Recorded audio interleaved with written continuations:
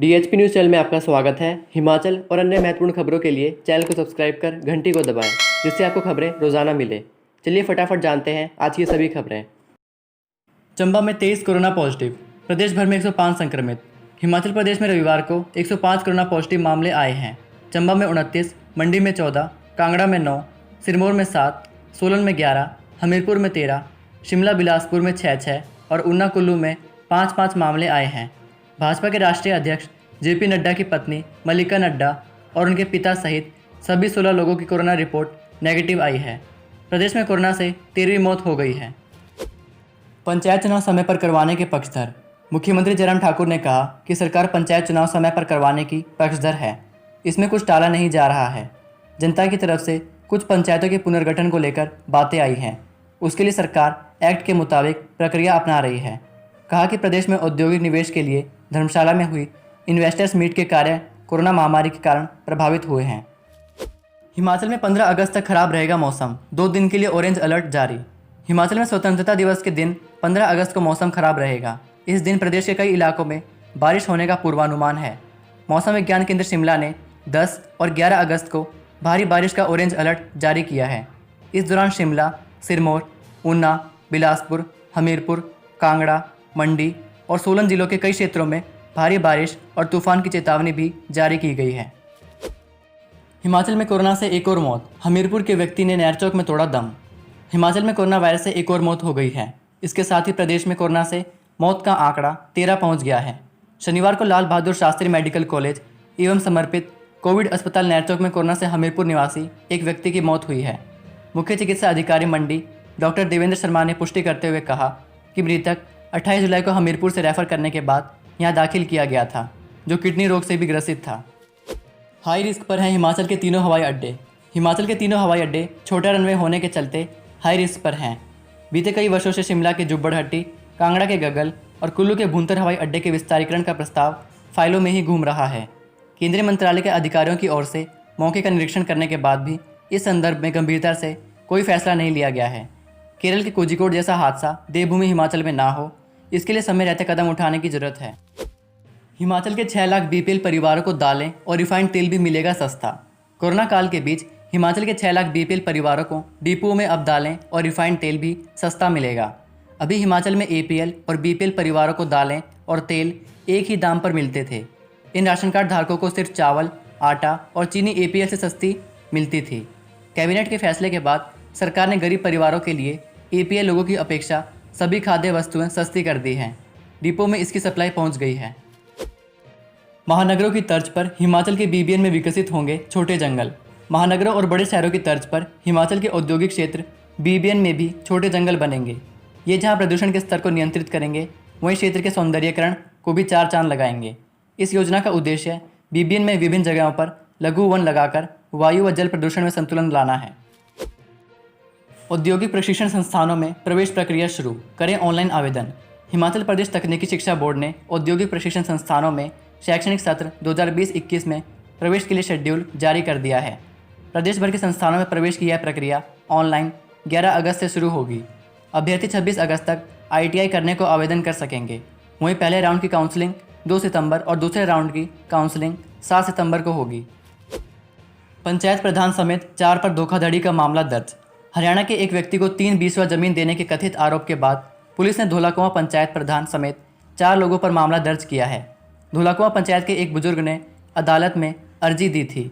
आरोप है कि 8 पात्रों को जमीन ना देकर अपात्र को 3 बीसवा जमीन दी गई।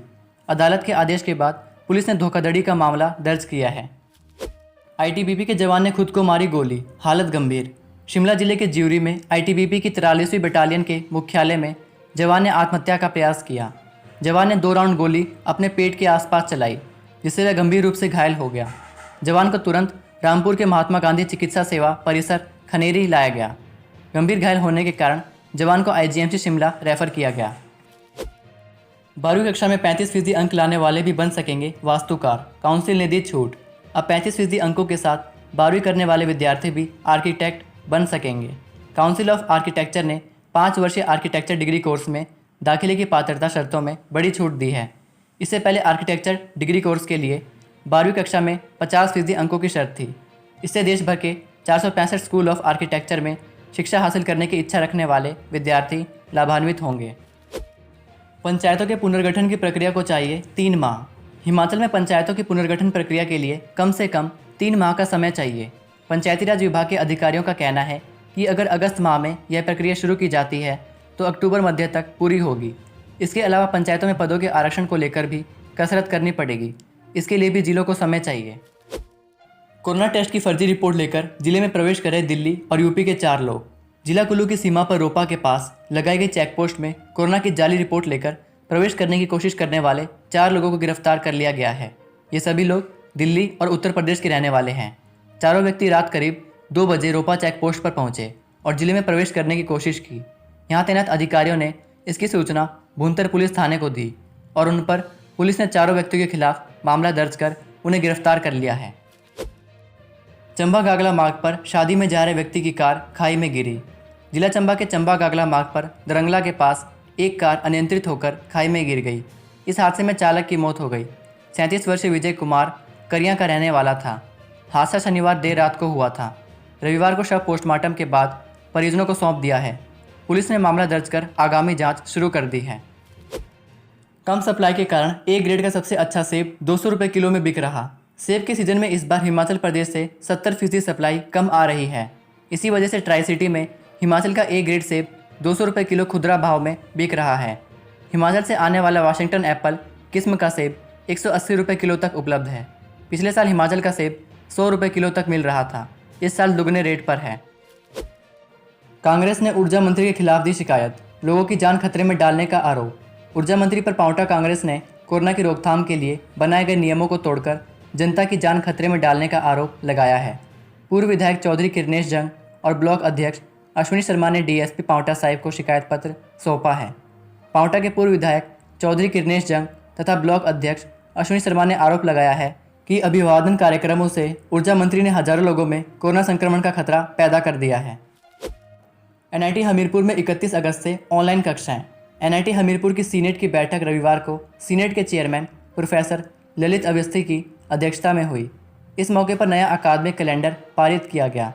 बीटेक प्रथम वर्ष को छोड़कर सभी सेमेस्टर की कक्षाएं 31 अगस्त से ऑनलाइन शुरू होंगी।